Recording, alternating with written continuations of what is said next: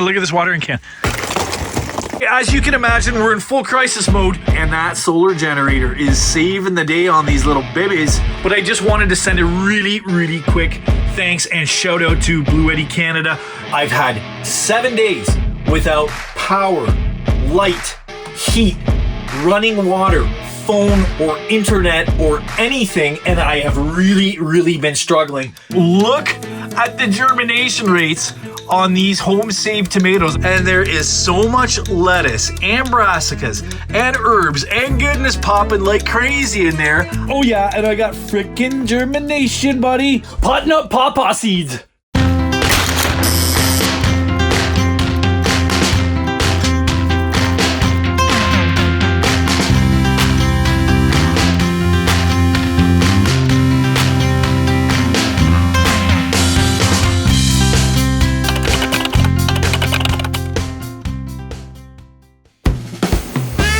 Gardeners, this is the one you've been asking me for on Instagram. Here's everything I've been up to in the grow room since last check-in.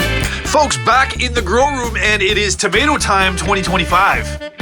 Look at all these beautiful home-saved seeds. Boxes of them everywhere. I'm not even really quite organized yet, but this is my favorite time in the grow room. I love growing tomatoes. I grow a ton of them if you're new here.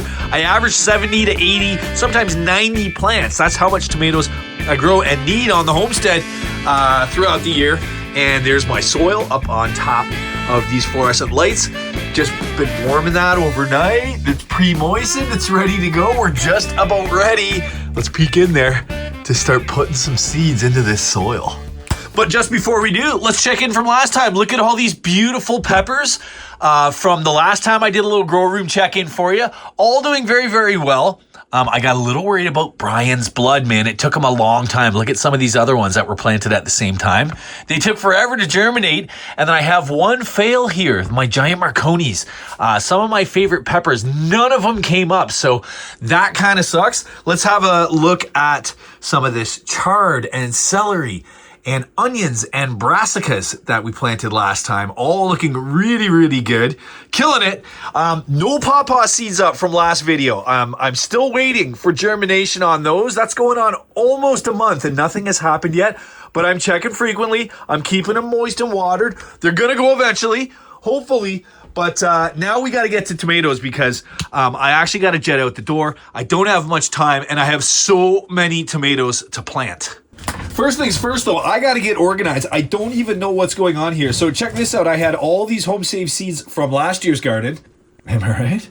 And then I've got boxes of seeds, largely home-saved, from store-bought originally, most of them, obviously. And then, you know, I save them as I go along. Like this is from a purveyor in the States, a very good one. I'm not going to do like an ad or anything, but my home-saved seeds go into these same packages every single year. And at least I got the name on there and a little picture and I know what I'm doing.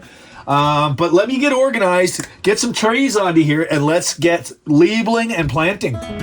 All right, you can see I've got a bunch of labels and seeds laid out, and we're ready to rock. I'm going to show you the first one, and I'm going to throw into the time lapse because I don't have a lot of time. These varieties right here are largely the sort of standbys, my canning tomatoes, and some of the ones that I grow every single year. So let's get started.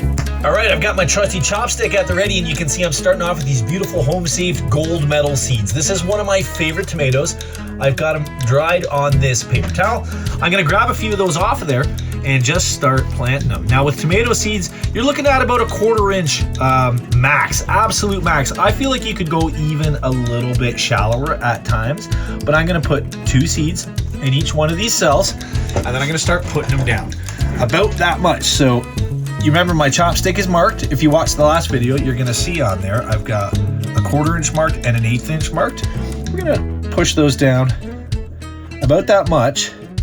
Like I said, don't go deeper with these little tiny seeds. Don't have the energy to get up if you go deeper than a 1/4 inch, but you have to keep them moist enough, so you can't really go exactly an 1/8. You've got to get them down in there.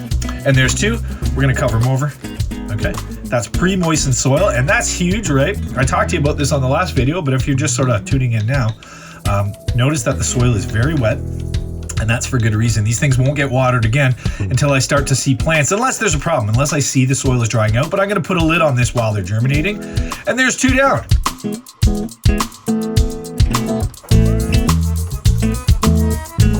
I need for gold medal is that's 6 plants in these 3 cells. Let's move on. And now, even though that soil is pre-moistened, I'm gonna give them a little drink. I wanna make sure that they have adequate moisture so that the seed soaks that up, and it makes it a little easier for that seed, for the germ to actually pop out of the husk of the seed. Anyway, there we go. And now, folks, I need to rock and roll. You're headed into the time lapse.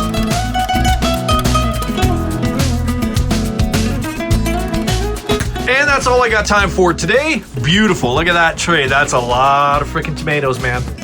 All right, folks. Well, just a few days later, and I'm in the middle of a really crazy ice storm and power outage, but I still got grow lights. Look at those tomatoes that you guys just saw me plant in this video. Mere moments later, well, guess what? 4 or 5 days later, and there's tons starting to sprout. I've got them on the heat mat. The heat mat is running along with these lights on this beautiful Bluetti solar generator. Okay, you can see I got the panel up, but it doesn't seem to be bringing power in. Although, if you look at it, it is telling me that something's coming in. But we're drawing about 170 watts. Okay, this has been on for hours and hours and hours. You can see it's really draining, and it only had an 80% charge on it to start. But very, very happy that that's all working out. So big shout out and thanks to Bluetti Canada. They sent me this generator, I think last year or the year before, and I'm still using it. It still works awesome. These are the solar panels in the back. You can see them kind of jammed into the window. They're not getting a ton of direct sunlight. It's actually pissing freezing rain out. But look at all these beauties. Look at my peppers. Look at all these brassicas and celery. There's more tomatoes that you saw me plant the other day. I just did a couple of rows right there. But all looking really good. And that solar generator is saving the day on these little babies who are literally just popping out of the soil. Anyway, as you can imagine, we're in full crisis mode. There's a lot going on the property, and I got to get back out into that crazy freezing rain. But I just wanted to send a really, really quick thanks and shout out to Bluetti Canada. They're saving all those tomatoes that you saw me plant last week. Look at those little beauties. Woo! Last time I checked in with you guys was the very first day of the ice storm when I was still running all of this off that little Bluetti solar generator. Thank you again to Bluetti Canada. Since then, I've bought a gas generator. I've had 7 days without power, light, heat, running water, phone or internet or anything, and I have really, really been struggling to even just keep these little baby plants alive. I want you to look at just how much ice is on this piece of my fence. Look at that. Perfectly shaped to it. But every last little bit. Look at that. Look at this watering can. Just made my way into town for supplies, and you can see we got trees down in the road. Somebody cut that one. Look, there's even a hydro pole down. Just completely smashed. Shit, look at this. That couldn't have been much more than 35 or 40 minutes to get that other area drained out. And look how deep that is, man. That's a couple inches on this side already. Well, at least that gives me an idea of the flow rate of this flooding. This is what I get in basically a half hour. That fucking sucks, man. Yep, that's the game we're playing now. Between this one and the septic. Big trouble. Woke up to this. I'll tell you what though, this little runoff spot here has become very handy for rinsing dishes and stuff. That's meltwater, snow. Woo, it's cold, but straight out of the forest. Groundhog Day. This is what it takes to heat the place in -10. I've got a little tiny space heater that will run off this new generator, but it's nowhere near enough. This is the BTUs right here. Woo, it was cold in here this morning. Me and the basement boy could see our breath. And it got really cold in there, man. I'm starting to see some purpling leaves on some of my little peppers and stuff, and that is not awesome. Look at that. That is the temperature in the house. That's about 55 degrees Fahrenheit for my friends down south. It's cold in the house. I've got a big sweater on. I've been wearing my jacket even in here. It's cold, but I have to maintain temperature for these little guys, and I'm kind of, I don't want to push that generator too far. So I'm just prioritizing my veggies, ride or die. And it was definitely touch and go for a few days there. But basically, the power's back on. That's what you need to know. I've got my mains from the grid back on. Everybody's more or less made it. I'm not going to say healthy and happy. My little tomato seedlings are actually looking kind of good. My peppers are really struggling. Sometimes it was very, very cold in this room, despite all my best efforts. And the leaves are starting to purple, and they're not looking that good. They're looking very peaked. I can see my breath in this room at certain points. So anyway, long story short is the good news is that we've got hydro back on, and now I am 2 weeks behind where I should have put in cherry tomatoes and some more early brassicas and lettuces and cauliflowers and broccolis and flowers and a whole bunch of other stuff. And I'm going to get to some of that tonight and just plant like a madman over the next few days, because now my whole garden is getting pushed back because of this crazy ice storm, because of the week of flooding that I had before that. So anyway, I'm going to stop yapping. Let's get to it. Let's get some seeds in the soil. But first, let me show you those tomatoes I planted at the beginning of this video. They're all doing okay. There's those 2 rows in that tray, and the rest of that particular tray is about to get planted out largely with cherry tomatoes. These little guys, because I think of the fluctuating temperatures, didn't come up as well as I wanted them to. The heat mat, I just couldn't keep it on with the small solar generator, and I didn't have the big generator to power it. Anyway, long story short is I got some spotty germination in spots, but some of them are still popping and doing okay. So they're not looking awesome. They're a little yellowy. They're not like these ones for some reason look a little better, but that whole tray there really needs some nutrition to give it a boost, but they're too small to do that yet. I have to wait. And then my peppers, my poor peppers that I worked so hard to get up. You saw me plant these in my first grow room update. They're looking pretty yellow and purpley. You see those purple edges on the edges of those leaves? That's a sign of, they can be a sign of nutrient deficiency, potassium specifically, I believe. I can't even think right now. But that's largely due to the cold. And if you kind of look through them, they all look kind of yellow and shitty. And like, look at these leaves purpling. That's all really bad news. So these guys are, though, now at a stage where I can start to give them a little tiny bit of fertilizer. In fact, this morning, I half mix some coffee just to give them a little nitrogen boost, which I won't see the results of that for a few days, but that's a good little hack if you don't have anything on hand. There's a lot of nitrogen in coffee, and these guys are too small to take like the straight dope of coffee, but I mixed it half with some lukewarm water, and hopefully that helps them out a little bit. But I think I'm gonna pot these up much earlier than I would normally want to, and try and really get some nutrition into the soil and help them to bounce back. But that's where those guys are at. Brassicas and all that stuff you saw from the first video are looking awesome. They don't mind cold temperatures, and they did okay. There's some spotty germination on these onions, and then the big fail so far is these onions. Now, I think it has a lot to do with fluctuating temperatures. You can see there's just a few of those little home-saved Red Zeppelin onions popping. This is like a massive fail. I'm really disappointed. Also, I think I put a little bit too much soil on top. I did it too fast. I don't really know what's going on. I know the conditions in the grow room had a lot to do with these failing. And it's too late to regrow more now.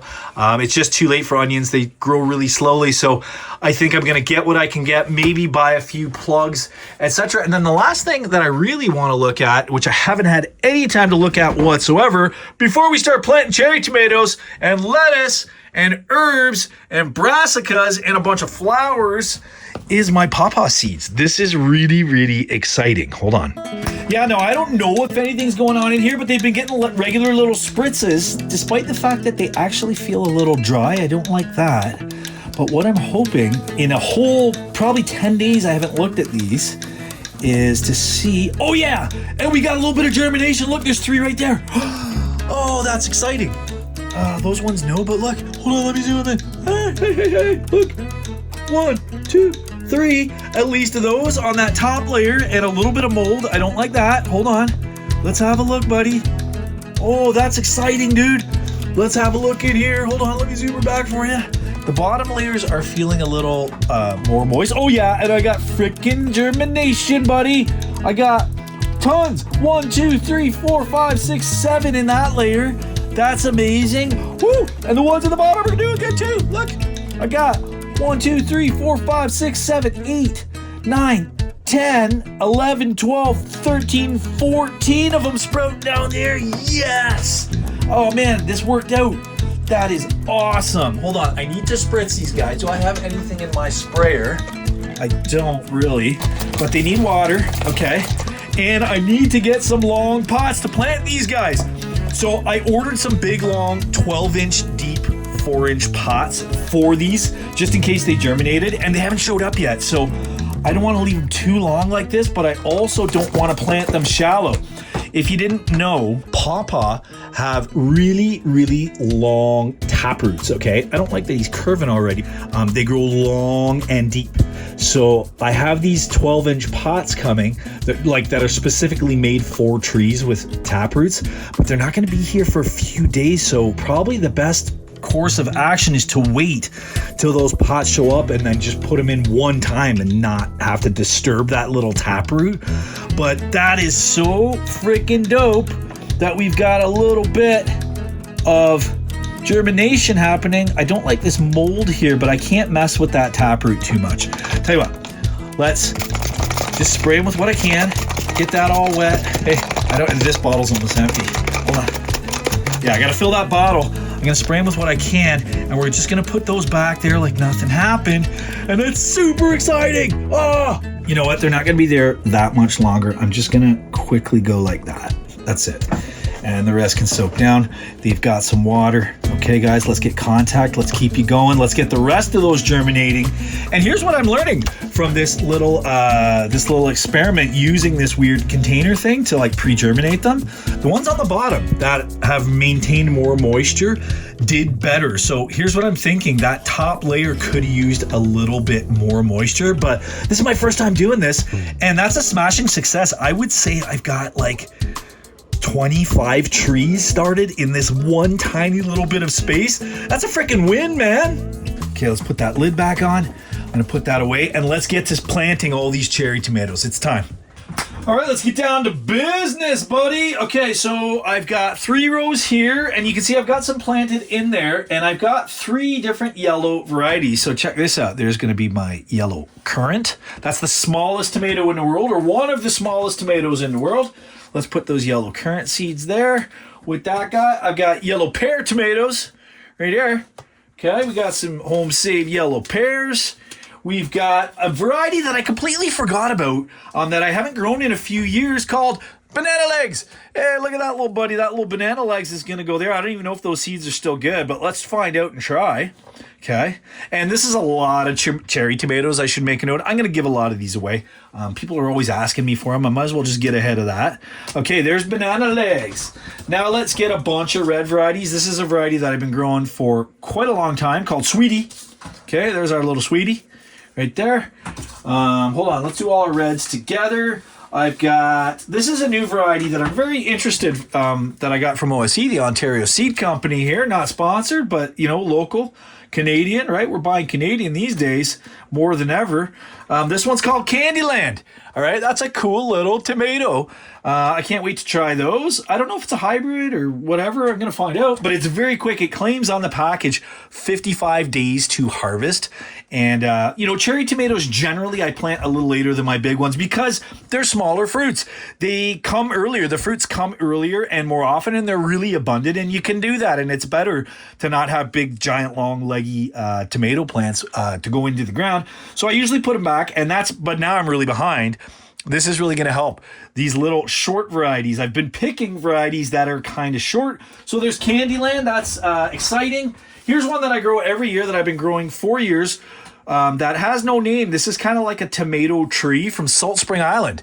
I just call them SSI Cherry that I got from my friend Jeremy's mom years ago. And I've been growing it every year. It's a really small tomato, but they're really sweet. And they go like snot. You get tons of them. There's a bunch of reds. Here's my go-to standard black cherry heirloom, which I love. These are some of my favorite cherry tomatoes in the world, called black cherry. And then I've got some funny sort of oblong shaped, somewhere between a slicer and a cherry tomato called Blush. I've been growing these for the last few years. I really like them. And then the last one over here is a really interesting little tomato. Check this out. We got a striped cherry tomato. It's got green stripes on it, and these tomatoes were given to me by my mom's tenant and friend Norm, who grew these last year. And I don't know, I don't think it's a hybrid. I think it's an heirloom. So I think these will come back true. We're going to find out. But it's the first time I've grown those, and that's exciting. That's another new variety of these little unknown striped cherry tomatoes. I don't even know what cultivar they are or anything. And that's going to be all our cherries. Let's get going. I'm going to throw you on the time lapse. I'm not going through the whole thing again about how to plant them and all that. I already did all that. Check it out.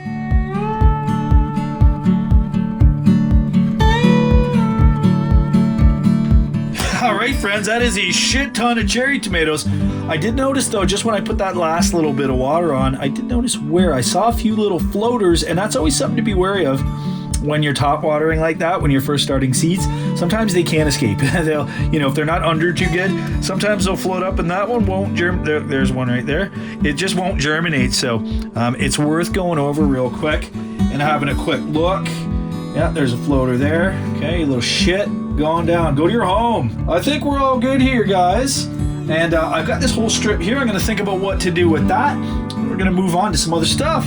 And I just figured out what I'm doing with that last row there. I should have put this in a while ago. These actually take a long time to germinate, like a couple weeks. This is Thai basil. I love Thai basil. I eat a ton of it, especially in the summer when I'm growing it. And I got to get these in stat. All right, Thai basil's in. I got a few floaters. I nipped a few in the bud already, but I just want to make sure that they all get down in there, because if they don't stay moist and they just sit on top, they're like, they could germinate, but your chances go way down. Now, unfortunately, I've got to displace these little peppers off the heat mat. I'd like to keep them on another night just because they're really not doing well, but I got to get these guys up. I got no time to waste. So all my little cherry tomatoes and that Thai basil and those existing tomatoes are not going to like this. They'll leg out if I'm not careful. Those are going on there. This is not great for my ones that are already up. And I should make a quick note. This is why I don't like these 72 cell trays, is because if you don't use the whole tray all at once, you're into like weird germination timing, and then you get situations like this. It's like, I don't want to waste all this soil in these cells. I've already got plants up. I need to put them on the heat mat to get all these seeds up, but these guys don't need that heat. They're actually not even gonna like it. So I might kill a few off, but again, this is the power of multi-sowing. Go back and watch my last grow room update where we talked all about multi-sowing and all of its many, many advantages. If I kill off a few of these with the heat mat, I've still got like 10 other ones I can use, right? And that's just like one of the many benefits. Again, go back and watch that video. Go into my playlist and check out the multi-sowing vegetables for 100% success, or whatever the hell I called that video. It is true. So while I don't love these 72 cell trays, my method of doing things, the multi-sowing, the super mega over multi-sowing, does save my ass in these situations. And these guys are now ready to rock. I'm gonna lower that light as much as possible. We're good to go here. And now right beside that little sumbitch, I got a whole other tray ready to go for my lettuce and brassicas and flowers and a whole bunch of other stuff. I'm not going to do it all tonight. It's actually getting really late. I'm exhausted after this week of no power and just running around from pump to pump to pump, managing power resources, etc. Actually, you know what? I just decided I'm too tired for this. I'm going to put a cover on that tray, and I'll hit you back tomorrow. I'm going to get in here in the morning and do this because I'm freaking dead, bro. I'll be back at you tomorrow.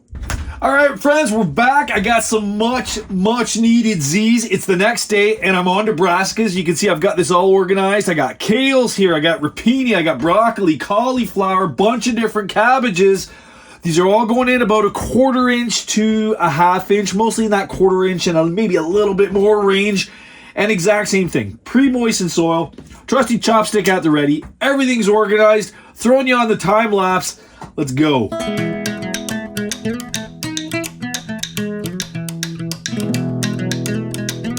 There you go, tray of brassicas, tons of them. I'm just gonna check over for floaters, and this is a really good habit. Like with pre-moistened soil, you can easily just like bottom water. You can take one of these out, pour water in, and they'll take it up from the bottom. Okay, the reason that I do that, and this is kind of specific to me, I don't know if anyone else does this or whether it's even recommended, so take it with a grain of salt. I like to top water to find those floaters, and if I get any, I push them down because I know they didn't have good soil contact to start with. So there's one there. See, there's a little guy that probably wasn't going to make it anyway because it maybe didn't have good contact. Okay. There's no science behind that. It's just an intuition. Look, there's one that floated up. And also the other thing is too, it gives me little pieces of detritus that maybe I missed that were on the top that might hold them down. And I get to see that as well. There's a little guy. And a little piece of wood I don't want. Okay, that guy's supposed to be deeper. There you go, buddy. Yeah, we're not too bad here, man. And same as all the others, now I'm going to throw a lid on that thing. Okay, and these lids are really high. I can't find my nice tight low lids. I put them somewhere and I can't find them. All I have is these giant Mondo ones, which are fine right now during germination, but I don't want these when the plants start coming up. The lights need to be low. But anyway, for now, that guy's good. And just wanted to show you, I jammed that up on top of the fluorescence. There's a little bit of heat that comes off there. It'll help get all those little brassicas up.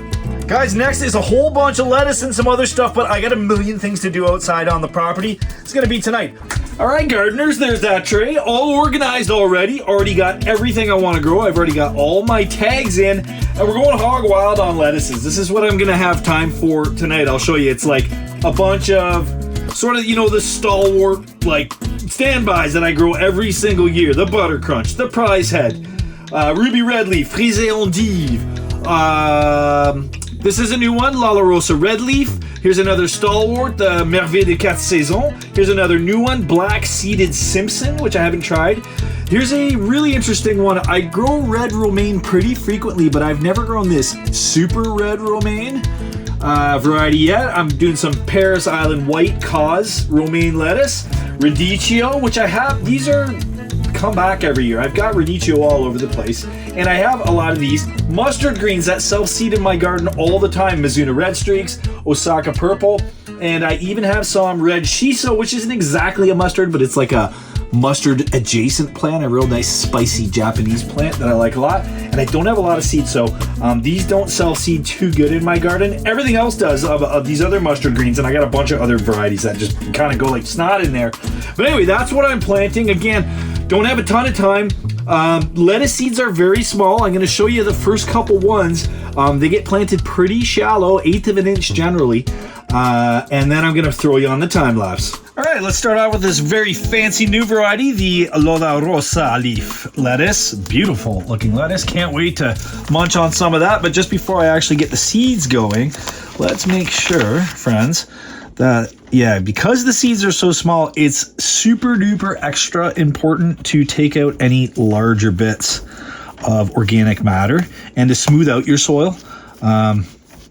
It'll hold them down. Like lettuce really does get held down even more than like other seeds. Like brassicas will push up. A lot of other plants will like there's some plants that'll go right up through concrete, man. Lettuce are not one of those. So I'm just having a quick look. Yeah, that looks pretty good right there. Let's get those out. And then same strategy, man. Just like super duper mega overseeding, right? I'll call off some if I need to. And otherwise, look how small these seeds are. This is the point I want to make to you, is just how tiny these are. And I'll cull some off, or like these will all get split apart. I'll show you. There's a little process called pricking out or splitting that I'm going to do very soon. But that's like a super duper mega amount of them. Okay. And now I'm going to start pushing those down 1/8 to 1/4 of an inch.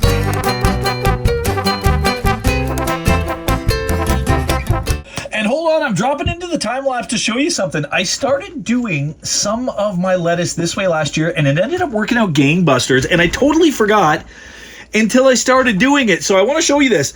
That's a lot of seed. Like, I'm crazy overseeding these, and for a reason. Again, I've explained all that, but it's kind of a pain in the ass to push them all down. You know what I was doing last year, and this worked gangbusters? I was just kind of stirring the soil.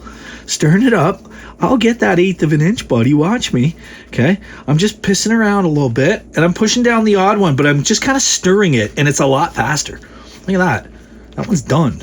So, try that one at home. Do try that one at home, buddy. Look at that. Just give them a little stirski and hutch. Am I right? Bang. Love it. Well, there's a couple. And then, you got to push the odd one down, but mostly they're under, and it's a lot faster than trying to, like, get every one of these little frickin' million ones that I put in here. Like the old saying goes, it's better to have it and not need it than to need it and not have it, right? There you go. Anyway, close enough for rock and roll. I'll push a few more down after I float a few. That's pretty damn good right there, buddy. Okay, let's go back on the time lapse. Haha, there you go. A whole tray of lettuce and radicchio and mustard greens and goodness, man. So I just got to find a lid for this. That's the last one I got in here, and I got to call it for the night, guys, again. I don't know if I mentioned this, but I'm already into maple syrup, man. I'm already boiling, and that time that I just spent there probably means I need to go stoke my fire, but that's all good. That's going to go up onto the fluorescence and get some heat since my heat mat is not available. Now let's get them going. And hey, how you like them apples? How you like them lettuce and brassicas up there? All right, time to go stoke my fire. I'll check back with you soon. And the day has arrived, the moment of truth. My big, long, 12-inch, 4-inch wide pots have arrived to pot up those pawpaw. And friends, there's going to be a super comprehensive how to grow pawpaw tree video coming down the pipe in the future, but it's not today. Think of today's video as just like a nice little preview and just know that it's happening and it's wicked. Haha, and how you like those giant, long pots back in the grow room? And here's the truly exciting part. This is the culmination of months and months of waiting. Look at that. That's like 95% germination. That is so exciting. 1, 2, 3, 4, 5, 6, 7, 8, 9, 10, 11, 12, 13, 14, 15, 16, 17, 18, 19, 20, 21, 22, 23, 24, 25, 26, 27, 28, 29, 30, 31. So when I make a little more progress on these trees, I will let you know, and there will be a video. Dude, I'm so excited. All right, friends, back in the grow room, and it's just a few days later, but I wanted to check in with you. I'm going to lift these lights up in a second and show you the crazy amount of germination going on in here with my brassicas and tomatoes and all those cherry tomatoes you saw. And I've got 2 trays set up right here. I'm about to do a whole bunch of flowers. I'm going to do some herbs, some basil, some other vegetables, etc. But this video is getting long. We're going to start to shut her down, but let me pull up these lights and show you what's going on in here. It's freaking killing in here. All right, just lifted up those lights, and I want to show you stuff in the order that they've been in this video. Look at the germination rates on these home-saved tomatoes. I told you I put too many. Look at that. That's insane. I have so much pruning to do in that tray.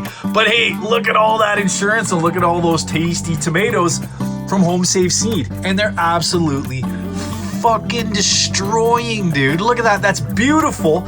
So we'll go from those to that tray of brassicas. Look at this. That was just literally maybe 4 days ago, and there is so much lettuce and brassicas and herbs and goodness popping like crazy in there. I cannot complain. Look at those cabbages right there. And then we'll have a look at these cherry tomatoes. Remember those? Those are the kind of, I think, the last thing that you saw anyway.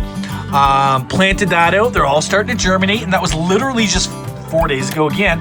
Look at all that Thai basil coming already. These normally take a long time to germinate, and for some reason they're popping like crazy. All cherry tomatoes, and look at the difference between my home saved seed. Okay, hold on, let me zoom in for you. Look at the difference between all that germination and then some of my store-bought ones, where I've just got the odd little straggler popping up here and there, but I'm still waiting, right? Like home saved seed goes a long way. Look at these home saved seeds right here. Beautiful, just killing it. Anyway, all these guys are doing great. All of these guys are doing great. And these tomatoes here are just surpassing expectations. It's an insane amount of germination, and I couldn't be happier. And here you can see I've got a couple of trays all set up, ready to rock and roll with some pre-moistened soil. And I'm not going to be filming that for you. This video is getting really long. I'm going to be planting a whole flat of flowers, edible flowers for my garden and stuff that I use to deter pests. I'm going to be doing a bunch more herbs and a bunch more flowers and a few more vegetables. But long story short is I'm going to throw you on the time lapse, take it out into the sunset. Thanks for hanging out on this video, and stay tuned for the next one. There's so much more organic gardening content coming on this channel. So hey, if you are a gardener or an aspiring gardener, make sure to subscribe to the channel, hit the bell for notifications, and do me a solid, chuck a like on this one. See you next week. Cheers. Catch you next Thursday at 7 p.m.